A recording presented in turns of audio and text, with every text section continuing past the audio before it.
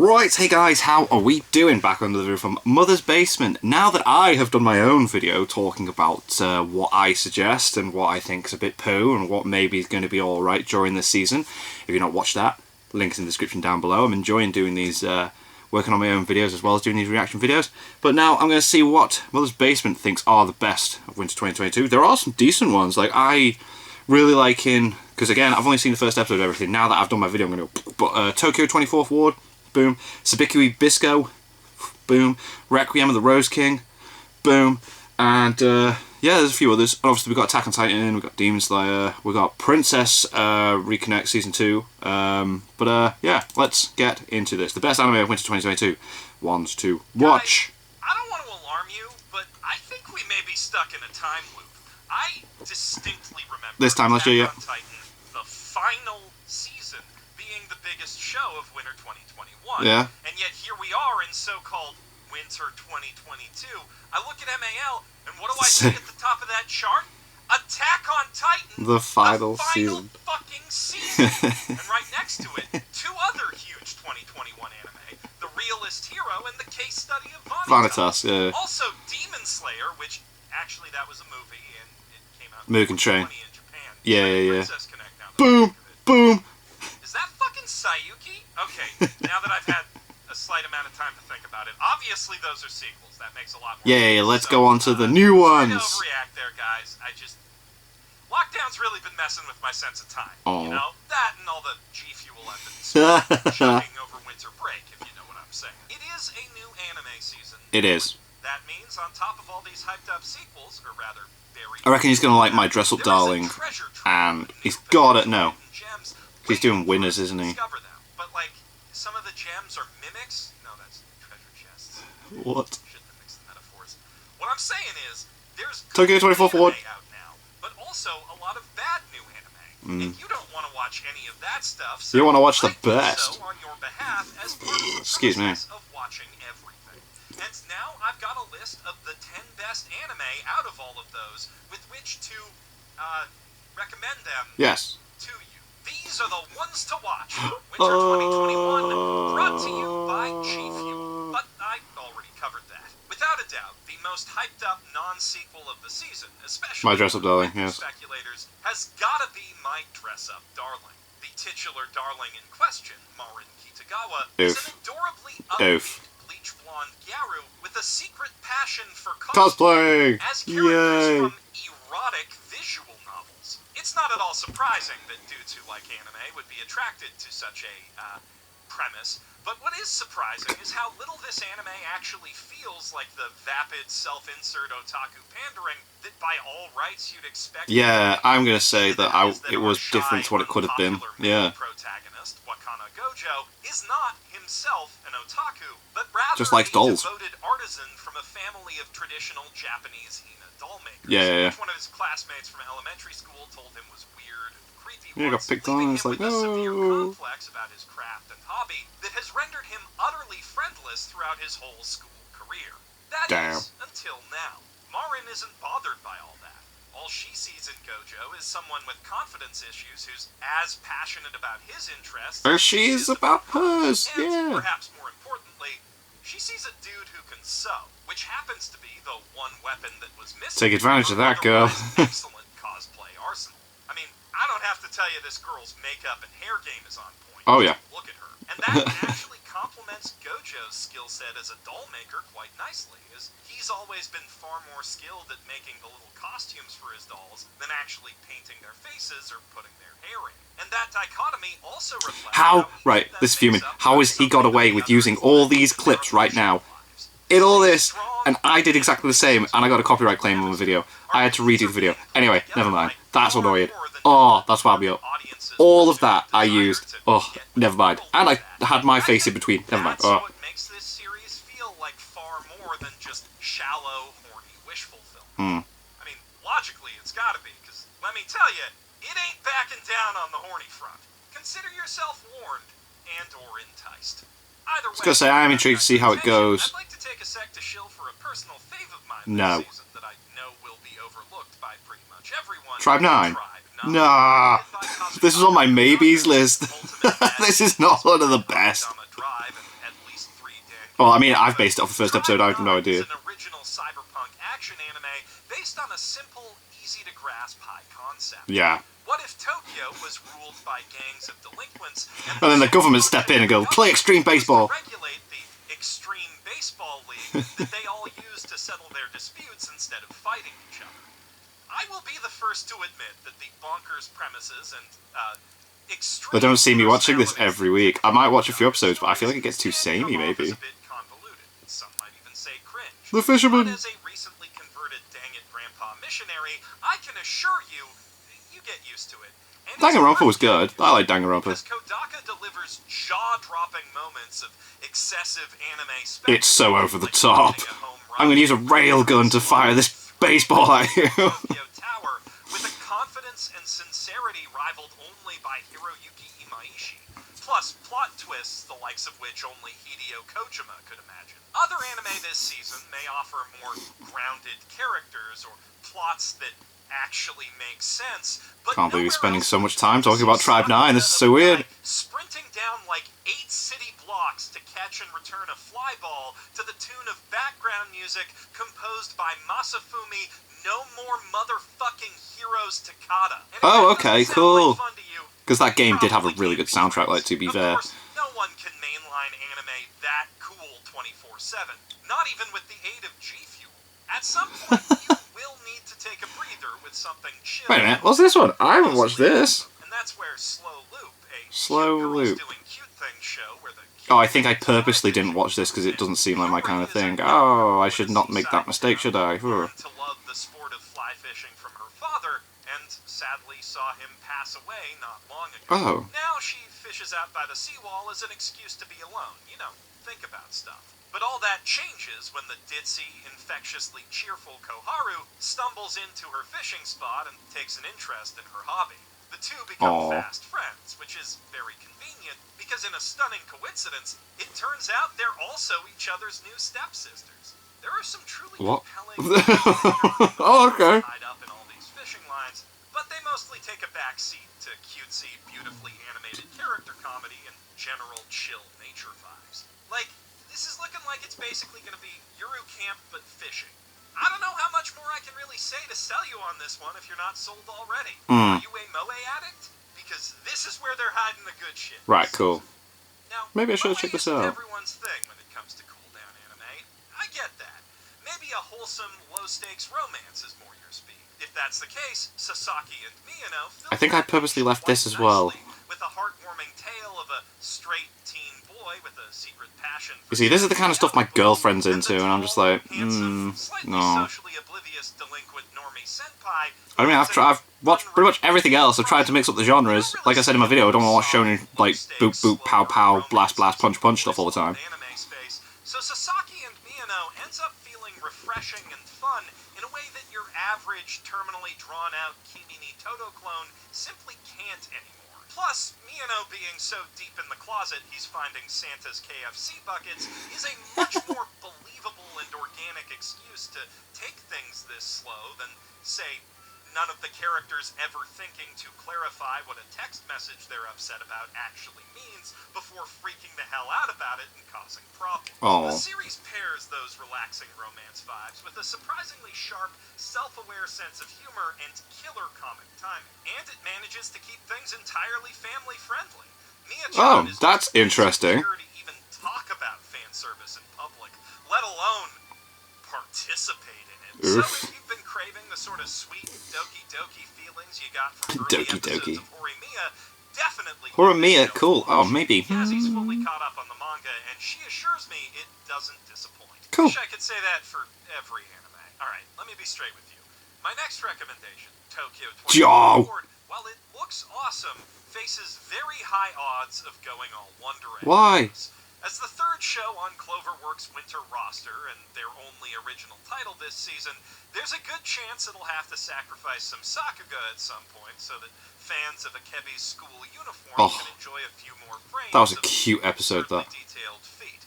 Ah. But I always want to believe in the creators of things I love when they take This a risk. first episode was so boss. And Naokatsu Suda believed in this anime enough to choose doing it over JoJo Part 6, and enough to commit to an hour-long pilot episode, So Well, I'm really hoping it's for the 40-something minutes, but yeah. Luckily, that pilot gave me plenty of good cause to do so. The show's alternate history setting, where the Allies built an artificial island in Tokyo Bay after World War II, whose Hong Kong-esque economic status is slated to end in 2021, just as a new Minority Report-style pre-crime system is being brought online, is complicated and interesting, and raises a lot of fascinating philosophical questions.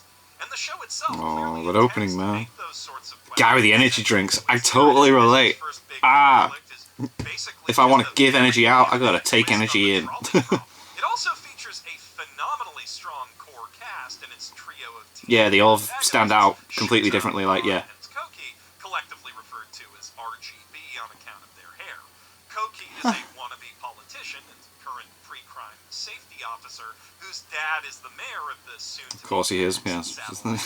Ron is a Banksy-esque street artist slash hacker who can hack faster the more energy drinks he shotguns. Hell yeah! Yuta once dreamed of being a hero, but gave up. But now he just parkours everywhere, and he just questions it. I love it. He's like, how am I running so fast? Why am I jumping so high? This doesn't make sense! It's a waste because it becomes very clear by the end of this episode that our boy's got some latent shonen protagonist genes. Yeah. It's too early to say exactly how this one will shake out, but with a large, likable, and well-developed cast, a compelling high concept, and a genuinely intriguing mystery bubbling beneath its surface, if Tokyo 24th Ward can stay good from beginning to end, it is going to be Yeah, it's gonna be amazing, isn't it? Yeah. Of course, it's easy enough to believe in a veteran director with a proven track record of great anime under his belt.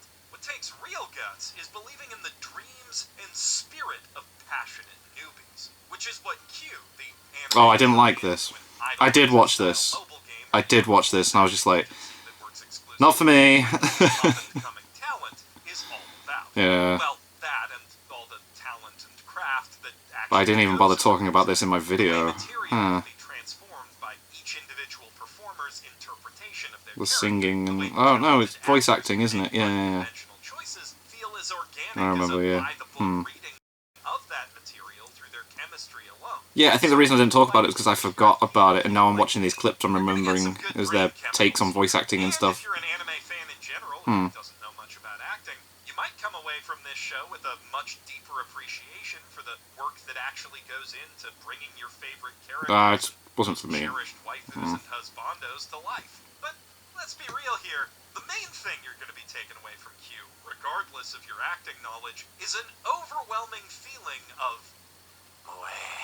Another No More Heroes clip, cool. Each with their own deeply personal reason for getting into voice acting, achieve their dreams with nothing but hard work, gumption, and the support of their friends, plus Yay. probably a relaxing hot springs and or beach trip to recharge their batteries at some point.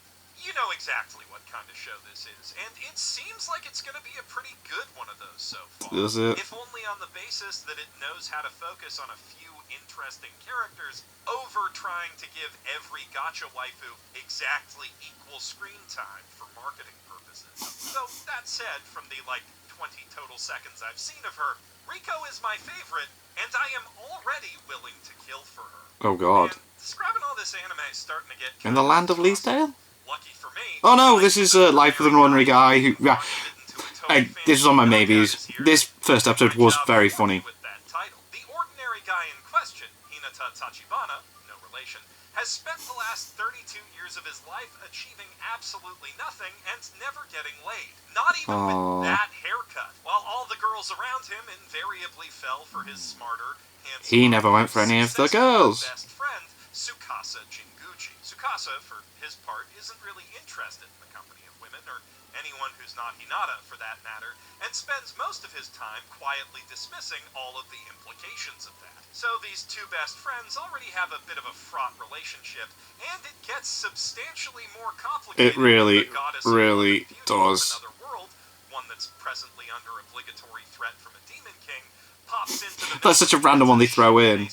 Hey, he's a girl now, and you both must defeat the Demon Lord.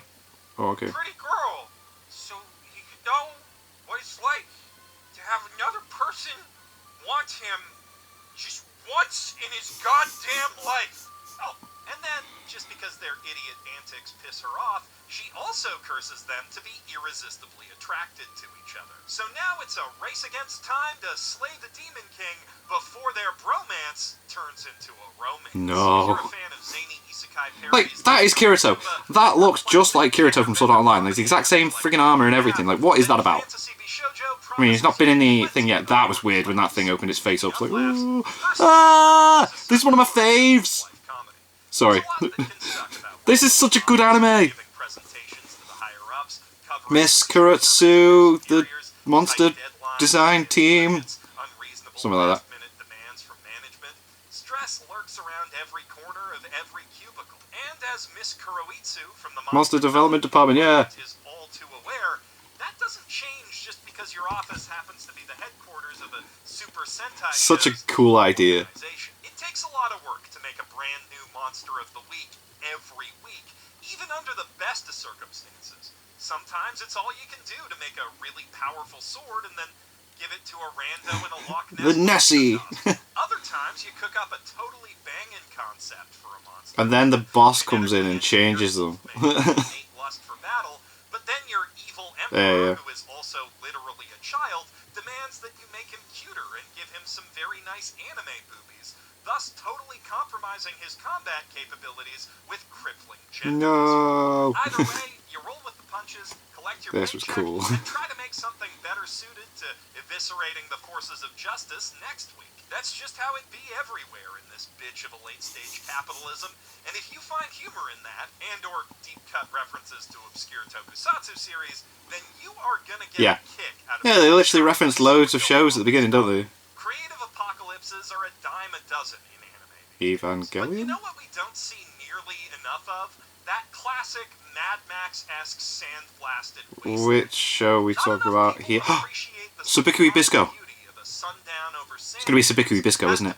Yeah, Sabikui Bisco. Background artists. And sand and dust effects in general also happen to be a rather economical tool for selling the impact of ridiculous animated action. Yeah. That's why most Dragon Ball fights end up happening where they do. Ah. But more importantly, from Nausicaa to Trigun to Now and Then Here and There to Desert Punk to Decadence, this setting basically has a 100% hit rate for producing inherently, viscerally cool anime. Right. And now we get to add Sabikui Bisco. fake animator Atsushi Ikaria's Oh. directorial There we debut go. adaptation of Sabikui Bisco, Shinji Kobukubo's I really enjoyed the first episode of this was Boss. light novel series from 2018 to Oh. that list. In the far future, Japan has been reduced to an island string of ocean-borne dust balls, ravaged by a corrosive, rusty wind that eats away at metal and flesh alike. At the same time, all over the place, new varieties of mushroom, possessed of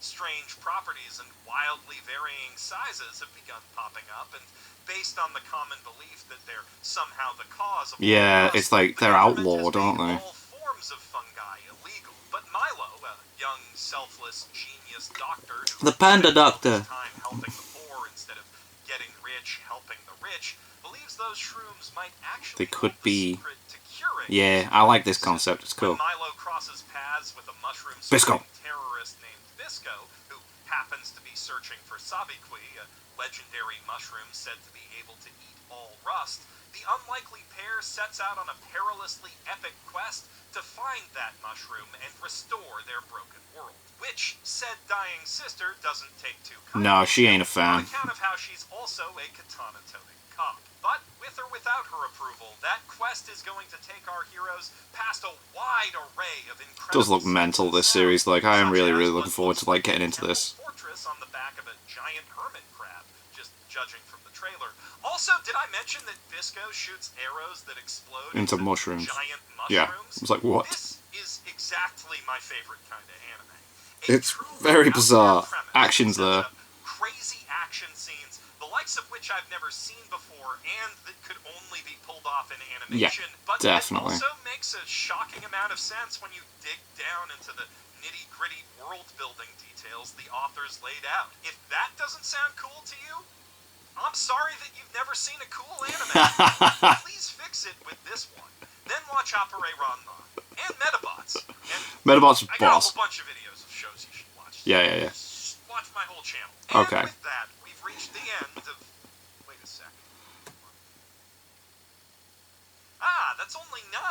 I failed you. Or rather, the new anime this season has very slightly failed me. Oh no. But that's okay. Some seasons are just like that. Frankly, it's nice to have some slow time to catch up on all the really See, I had shit more. didn't have Where's time my to winners finish last list? year. And between Demon Slayer, Attack I on had 1, Titan, 2, Brand 3, New 4, Game, 5, 6, 7. Princess Oh, Connect, we're still eating pretty well. I had Otherwise, 9 as well, really can't complain. but a different list. What am I talking about? This is the anime. That's so weird. That's so weird. Okay, tell you what. Just behind the counter here, got some other anime that just came in. Some of them got some bumps and bruises on them. Others smell. Let's a bit see what he weird. throws in here. Basically, they're still good. So I'm just gonna toss a few of those out Cool, there. let's see. Pick your own number 10. First up, Gotcha adaptation. Girls No. has what's gotta be the dumbest. It's all. That first episode was awful. No. With nukes or Nope. lasers, No. but rather highly advanced This was on my AI losers list. look like anthropomorphized Honestly, like, my video is in the link down below. I would appreciate if people could check out my original stuff that I'm doing at the same time. So the other waifu bots gotta step in and stop them. It's real stupid It's stuff. stupid. Anime takes it completely seriously and manages to create an impressively oppressive The animation's boss, that's what wound me up. It's like, ugh. episode. So this might actually end up being a really good war story. No. Maybe. Nah. I've heard good things No. about the game. At least. The It's- animation's a real letdown, though. What? Actually, that's a running theme between most of the stuff in this here bargain bin. Like in Oh, Lanolino! This is on my winners list. isekai about this terminally bedridden girl who can only find freedom in her favorite VR MMO that would be a lot cuter if only it was, you know, cuter.